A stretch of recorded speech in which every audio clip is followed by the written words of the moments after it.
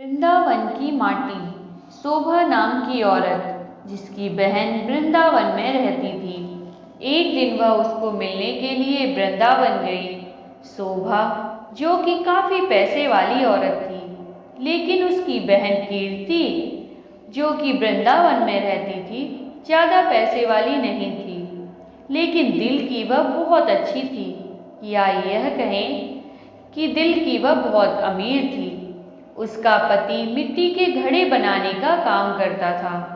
शोभा काफी सालों बाद अपनी बहन को मिलकर बहुत खुश हुई, लेकिन उसमें थोड़ा सा अपने पैसे को लेकर घमंड भी था।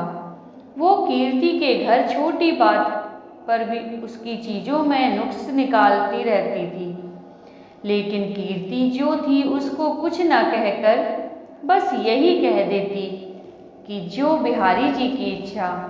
लेकिन शोभा हर बात पर उसको नीचा दिखाने की कोशिश करती। कीर्ति ने अपनी तरफ से अपनी बहन की आवभगत में कोई कमी ना छोड़ी। उसने अपनी बहन का पूरा ख्याल रखा। उसने उसको वृंदावन के सारे मंदिर के दर्शन करवाए और उनकी महिमा के बारे में बताया। शोभा यह दर्शन करके खुश तो हुई और उसने महिमा भी सुनी, लेकिन उसका इन चीजों में इतना ध्यान ही नहीं था। बस दर्शन करके वापस आ गई। उसको वृंदावन में रहते हुए काफी दिन हो गए। एक दिन वह अपनी बहन से बोली कि कीर्ति, अब बहुत दिन हो गए तेरे घर को रहते हुए, अब मुझे अपने घर को जाना चाहिए। तो कीर्ति थोड़ी सी उदास हो गई और बोली, बहन कुछ दिन और रुक जाओ। लेकिन शोभा बोली, नहीं, काफी दिन हो गए मुझे आए हुए। घर में मेरा पति और बच्चे अकेले हैं, उनको सास के सहारे छोड़ कर आई हूँ।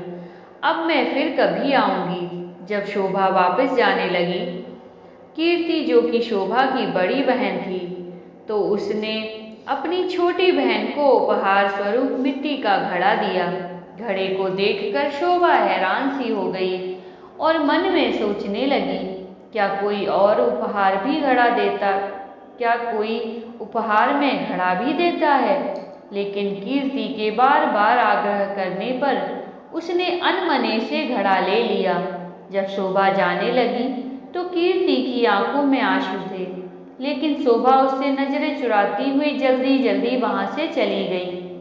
सारे रास्ते शोभा यही सोचती रही कि मैं घर जाकर अपनी सास और पति को क्या बताऊंगी कि मेरी बड़ी बहन ने मुझे घड़ा उपहार के रूप में दिया है।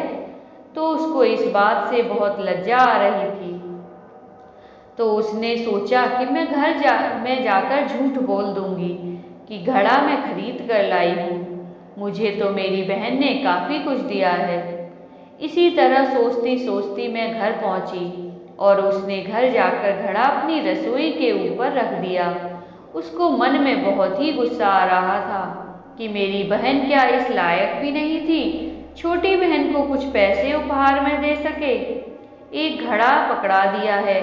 अब उसको अपने घर पर आए काफी दिन हो गए। गर्मियों के दिन थे, तभी उसके गांव में पानी की बहुत दिक्कत आने लगी। कुएं में, नदियों में पानी सूख गया। उसके गांव के लोग दूर दूर से पानी भर कर लाते थे। पैसे होने के बावजूद भी शोभा को पानी के लिए बहुत दिक्कत हो रही थी। एक दिन शोभा दूर जाकर उनसे पानी भर रही थी। वहां पर और भी औरतें पानी भरने के लिए आई हुई थी। तो जल्दी पानी भरने की होड़ में धक्का मुक्की में शोभा का घड़ा टूट गया। शोभा दूसरी औरतों पर चिल्लाने लगी, यह आपने क्या किया? बड़ी मुश्किल से तो मैंने पानी भरा था, आप लोगों ने धक्का मुक्की करके मेरा घड़ा तोड़ दिया है। अब वह उदास मन से घर को आई। अब उसके पास कोई और दूसरा बर्तन भी नहीं था पानी भरने के लिए। तभी अचानक उसको अपनी बहन के दिए हुए घड़े की याद आई। तो उसने रसोई के ऊपर से घड़ा उतारा और फिर चल पड़ी बड़ी दूर पानी भरने के लिए। जब कुएं पर पहुंची, अभी भीड़ कम हो चुकी थी। वह घड़े में पानी भरकर घर लाई। तभी उसका पति खेतों से वापस आया। गर्मी अधिक होने के कारण वह गर्मी से बेहाल हो रहा था और आकर कहता, शोभा, क्या घर में पानी है? क्या एक गिलास पानी मिलेगा? तो शोभा ने कहा, हाँ, मैं अभी भर कर लाई हूँ। तभी उसने उस घड़े में से एक गिलास पानी भरकर अपने को पति को दिया। गले में से पानी उतरते ही उसका पति एकदम से उठ खड़ा हुआ और बोला, यह पानी तुम कहाँ से लाई हो? तो शोभा एकदम से डर गई कि शायद मुझसे कोई भूल हो गई है। तो उसने कहा, क्यों, क्या हुआ? तो उसने कहा, यह पानी नहीं, यह तो अमृत लग रहा है। इतना मीठा पानी तो आज तक मैंने नहीं पिया। यह तो कुएं का पानी लग ही नहीं रहा, यह तो लग रहा है किसी मंदिर का अमृत है। तो शोभा बोली, मैं तो कुएं से ही भरकर लाई हूँ, यह देखो घड़ा भरा हुआ है। उसके पति ने कहा, यह घड़ा तुम कहाँ से लाई थी? उसने कहा, जब मैं वृंदावन से वापस आ रही थी तो मेरी बहन ने मुझे दिया था। यह सुनकर उसका पति चुप हो गया। अब शोभा का पति बोला कि मैं थोड़ी देर के लिए बाहर जा रहा हूँ, तब तक तुम भोजन तैयार करो। तो शोभा ने उस घड़े के जल से दाल चावल बनाए। घड़े के पानी से दाल चावल बनाने से उसकी खुशबू पूरे गांव में फैल गई। गांव के सब लोग सोचने लगे कि आज गांव में कहाँ उत्सव है जो इतनी अच्छे खाने की खुशबू आ रही है। सब लोग एक एक करके खुशबू को सूंघते हुए शोभा के घर तक आ पहुँचे। साथ में उसका पति भी था। तो उसने आकर पूछा कि आज तुमने खाने में क्या बनाया है? तो उसने कहा कि मैंने तो दाल और चावल बनाए हैं। तो सब लोग हैरान हो गए कि दाल चावल की इतनी अच्छी खुशबू। सब लोग शोभा का मुंह देखने लगे कि आज तो हम भी तेरे घर से दाल चावल खाकर जाएंगे। उसने किसी को मना नहीं किया और थोड़े थोड़े दाल चावल सबको दिए। दाल चावल खाकर सब लोग उसको कहने लगे, यह दाल चावल नहीं, ऐसा लग रहा है कि हम लोग अमृत चख रहे हैं। तो शोभा के पति ने कहा कि तुमने आज दाल चावल कैसे बनाए? उसने कहा कि मैंने तो यह घड़े के जल से ही दाल चावल बनाए हैं। शोभा का पति बोला, तेरी बहन ने तो बहुत अच्छा उपहार दिया है। अगले दिन जब शोभा घड़ा भरने के लिए जाने लगी तो उसने देखा घड़ा तो पहले से ही भरा हुआ है।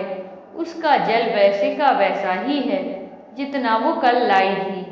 उसने उसमें से खाना भी नहीं बनाया था, जल भी पिया था, लेकिन घड़ा फिर भी भरा का भरा था। शोभा एकदम से हैरान हो गई, यह कैसे हो सकता है? तभी अचानक से उसी दिन उसकी बहन कीर्ति थी, उसको मिलने के लिए उसके घर आई। तो शोभा अपनी बहन को देखकर बहुत खुश हुई, उसको गले मिली और उसको पानी पिलाया। तो उसने अपनी बहन को कहा कि दीदी, यह जो तूने मुझे घड़ा दिया था यह तो बहुत ही चमत्कारी घड़ा है। मैंने तो तुच्छ समझकर रसोई के ऊपर रख दिया था, लेकिन कल से जब से यह मैं इसमें जल भरा हुआ है तब से जल से भरा हुआ है। इसका जल इतना मीठा है और इसके जल से मैंने दाल और चावल बनाए जो कि अमृत के समान बने। उसकी बहन बोली, अरे ओ मेरी भोली बहन, क्या तू नहीं जानती कि यह घड़ा ब्रज की रज यानी वृंदावन की माटी से बना है, जिस पर साक्षात किशोरी जी और ठाकुर जी नंगे पांव चलते हैं। उसी रज से यह घड़ा बना है। यह घड़ा नहीं, साक्षात किशोरी जी और ठाकुर जी के चरण तुम्हारे घर पर पड़े हैं। किशोरी जी और ठाकुर जी का ही स्वरूप तुम्हारे घर आया है। यह सुनकर उसकी बहन अपने आप को कोसती हुई और शर्मिंदा होती हुई अपनी बहन के कदमों में गिर पड़ी और बोली, मुझे क्षमा कर दो जो मैं वृंदावन की रज की महिमा को ना जान सकी। जिसकी माटी में इतनी शक्ति है तो उस बांके बिहारी और लाडली जू में कितनी शक्ति होगी। मैं अज्ञानी मूर्ख ना जान सकी। मुझे ब्रज की रज की महिमा और उसकी महत्वता का नहीं पता था, मुझे क्षमा कर दो। तो उसकी बहन उसको उठाकर गले लगाती हुई बोली कि बहन, किशोरी जी और ठाकुर जी बहुत ही करुणा अवतार हैं। तुम्हारे ऊपर उनकी कृपा थी जो इस घड़े के रूप में, इस रज के रूप में तुम्हारे घर पधारे। शोभा बोली, बहन तुम्हारे ही कारण मैं धन्य हो उठी, तुम्हारा लाख लाख धन्यवाद। यह कहकर दोनों बहनें आंखों में आंसू भरकर एक दूसरे के गले लगकर रोने लगी। जय जय श्री राधे। तो दोस्तों, ये कहानी आपको कैसी लगी हमें कमेंट करके जरूर बताएं और वीडियो को लाइक और चैनल को सब्सक्राइब करें। धन्यवाद।